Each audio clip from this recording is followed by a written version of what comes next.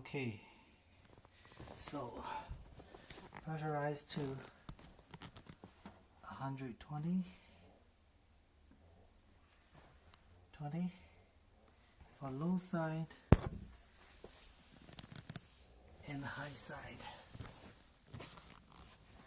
and check with bubbles.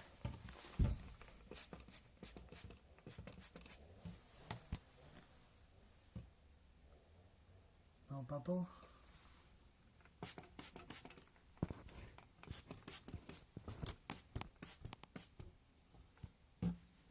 No bubble at all. Then I'm gonna go check the evaporator.